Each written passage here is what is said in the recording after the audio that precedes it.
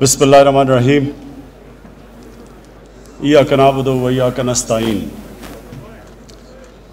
सबसे पहले तो मैं आज जो हमारे सामने खड़े हुए पुलिस में पास आउट किया जिन्होंने, आज मैं आपको मुबारक देता हूँ, खराज तहसीन पेश करता हूँ।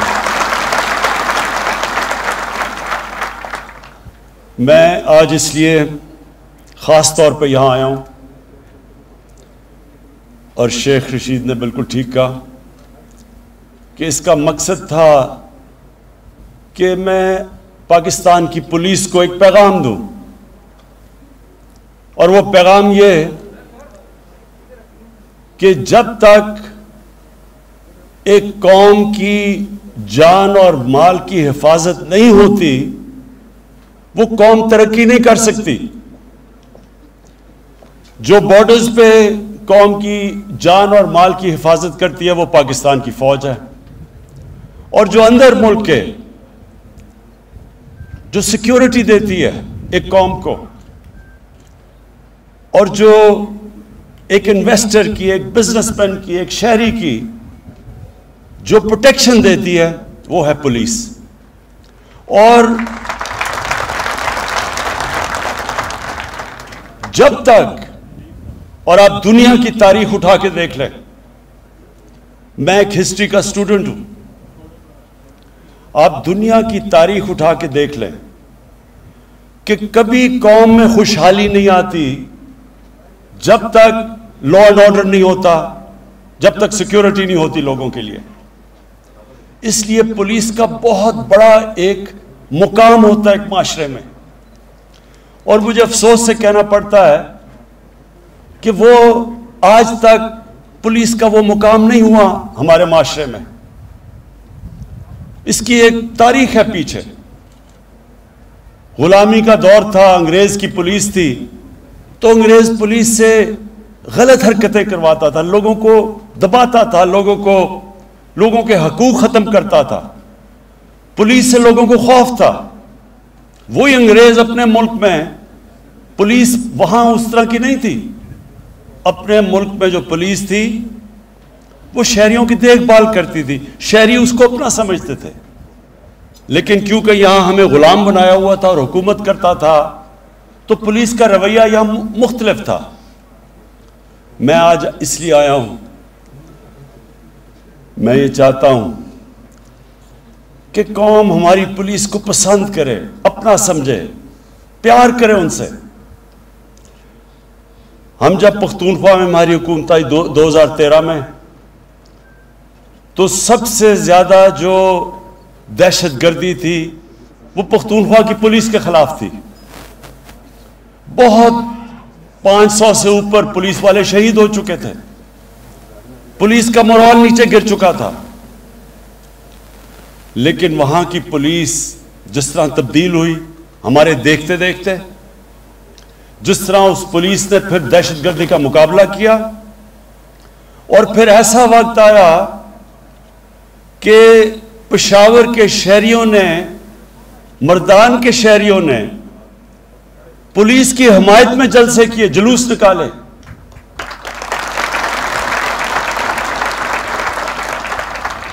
और मुझे बड़ा फख्र हुआ कि अपनी आंखों के सामने मैंने उस पुलिस को बदलते देखा। तो मैं आज आपको भी, क्योंकि आपने आज पास आउट किया है, आपको मैं अपनी ज़िंदगी के तजर्बे से और जो मेरा अल्लाह में ईमान है उससे आपको एक एडवाइस देना चाहता हूँ। ये अपनी ज़िंदगी में हमेशा ये बात याद रखना, यही मैं एडवाइस अपने बच्चों को देता हूँ कि जब हम अल्लाह से नमाज में सिर्फ एक चीज़ मांगते हैं कि अल्लाह उनके रास्ते पे लगा जिनको तूने नेमतें बख्शी, उनके नहीं जो अपनी तबाही के रास्ते पे निकल गए। हमेशा आपके सामने में दो रास्ते आएंगे, हर इंसान के सामने में कभी ना कभी उसको फैसला करना पड़ जाता है, दो मुख्तलिफ चॉइसेस आ जाती हैं। मैं जब क्रिकेट में ऊपर आ रहा था तो मेरे सामने भी ये दो रास्ते आ गए। साउथ अफ्रीका में उन दिनों में क्रिकेट खेलते थे, वो अपार्थाइड की रजीम थी, यूएन की सैंक्शंस थी, तो बड़े पैसे देते थे साउथ अफ्रीका क्रिकेट खेलने के लिए। तो बड़ा मुझे पैसा ऑफर हुआ कि आप साउथ अफ्रीका आके क्रिकेट खेलें। लेकिन अगर मैं क्रिकेट खेलता था उनके लिए तो मैं एक रजीम जो कि रेसिस्ट रजीम थी, अपार्थाइड की रजीम थी, मैंने उसको सपोर्ट करना था। तो पैसा तो मिल जाना था लेकिन इज्जत नहीं मिलनी थी। फिर जब मैं कैप्टन बना, पहले ही कैप्टन में मुझे एक हिंदुस्तान के किसी बुकी ने ऑफर किया कि अगर आप टॉस का में फैसला बता दें तो आपको इतने पैसे देंगे। उन दिनों में बड़ा पैसा था वो। तो ये याद रखना कि ये हर इंसान को ये दो रास्ते, एक शैतानियत का रास्ता है, एक इंसान की अजमत का रास्ता है। एक रास्ता वो है जो अल्लाह कुरान में हमें कहता है कि नबी सल्लल्लाहु अलैहि वसल्लम के रास्ते पे चलो, उनकी सुन्नत पे चलो। वो रास्ता आसान रास्ता नहीं है। कई दफा जो आप आसान रास्ता समझते हैं वो आपकी तबाही का रास्ता है। तो आपको हमेशा ये चॉइसेस करनी पड़ेंगी। और ये मैं आपसे बिल्कुल, ये जो शेख रशीद ने कहा, ये बिल्कुल आपकी बात ठीक है। मैं समझता हूं कि आपको भी जो तनख्वाह मिलती है वो काफ़ी नहीं है, बल्कि आपको नहीं, हमारे कितने तनख्वाहदार तबका है, क्योंकि महंगाई बढ़ती गई है कई सालों से, तो उसकी वजह से तनख्वाहें इतनी नहीं जितनी मिलनी चाहिए। तो ईज आसान होता है कि चले ये रास्ता ले लें, पैसा मिल जाएगा, सिर्फ ज़मीर बेचना होता है। लेकिन मैं आज आपको ये कहता हूं कि कुरान में अल्लाह ने वाज़ेह लिखा हुआ है कि रिस्क अल्लाह के हाथ में है। आप जो मर्जी, आप हलाल की भी कमा सकते हैं, हराम की भी कमा सकते हैं, लेकिन कुरान में वाज़ेह है कि रिस्क उसके हाथ में है। मैंने अपनी ज़िंदगी में देखा, और शेख रशीद ने भी उसी टाइम पे देखा होगा, वो सियासतदान जिनको अल्लाह ने इतना मौका दिया, मुल्क के सरबराह बना दिए, और उनके सामने भी ये दो रास्ते थे। वो भी हलाल की कमाई भी कर सकते थे, और बहुत बड़ी एक इज्जत होती है मुल्क का सरबराह बनना। लेकिन जिस रास्ते पे वो निकल गए, आपके सामने आज वो इबरत का निशान बने हुए हैं। उनके पास आज इतना पैसा है, उनको खुद नहीं पता कितना पैसा है, लेकिन कभी अस्पतालों में जा रहे हैं, कभी मुल्क से बाहर जा रहे हैं, कभी बच्चे बाहर जा रहे हैं, बच्चे बाहर भागे हुए हैं। कई बच्चे को झूठ बोलना पड़ रहा है बापों की चोरी को बचाने के लिए। क्या फायदा इस पैसे का? यह पैसा अल्लाह का अजाब है।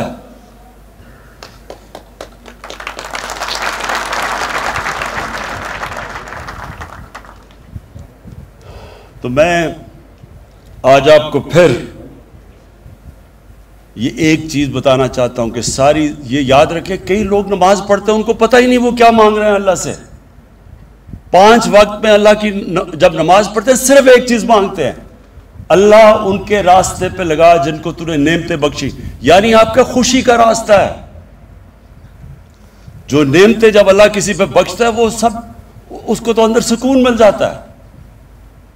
और जो रास्ता हम समझते हैं कि आसान रास्ता है, हम देखते हैं लोगों को कि बड़े बड़े महलों में रह रहे हैं, असल में उनकी असलियत तो अंदर क्या उनके ऊपर गुजर रही होती है वो अल्लाह जानता है। अजाब होता है। तो आपके लिए, क्योंकि आपका बहुत बड़ा रोल है माशरे में, पुलिस का बहुत बड़ा रोल है।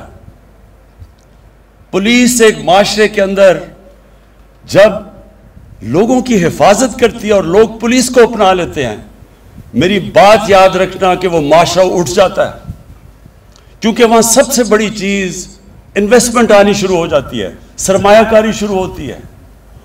हमारे बैरून मुल्क पाकिस्तानी वो सबसे बड़ा इस मुल्क का असासा है। मैं, क्योंकि मेरा वास्ता उनसे ज्यादा था दुनिया में, मैं क्रिकेट पे पहले ट्रैवल करता था, फिर उसके बाद वैसे जब मेरा बाहर जाना होता है तो उनको सबसे बड़ा मसला क्या होता है कि वो जब अपना बाहर से पैसा पाकिस्तान लेके आते हैं, कोई प्लॉट लेते हैं, कोई घर लेते हैं, या कब्जे हो जाते हैं उन पे, तो जब वो घर और प्लॉट ही नहीं ले सकते, वो यहां सरमायाकारी कैसे करेंगे, फैक्ट्रियां कैसे लगाएंगे? तो वो ही ज़हन में डाल लें कि सिर्फ ओवरसीज पाकिस्तानी इस मुल्क को उठा सकते हैं। लेकिन उनका मसला क्या है? उनको इस वक्त एतमाद नहीं है कि हमारा पैसा, हमारी इन्वेस्टमेंट सिक्योर रहेगी, सेफ रहेगी। और इसलिए पुलिस का बहुत बड़ा रोल है इस पाकिस्तान को ऊपर उठाने में।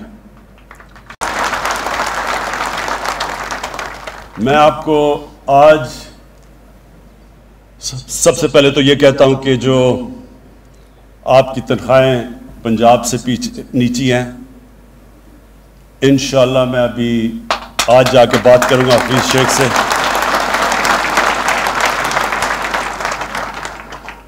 मैं आपको ये सबको बता दूं कि ये मुल्क, हम जब पिछले 2 साल से जो हमारे माशी हालात हैं, सबसे बड़ा मसला क्या है? मुल्क के घर की तरह होता है, घर मकरूज, सबसे ज़्यादा कर्जे चढ़े हुए हैं। तो जब एक घर पे कर्जे चढ़ते हैं तो क्या करता है घर?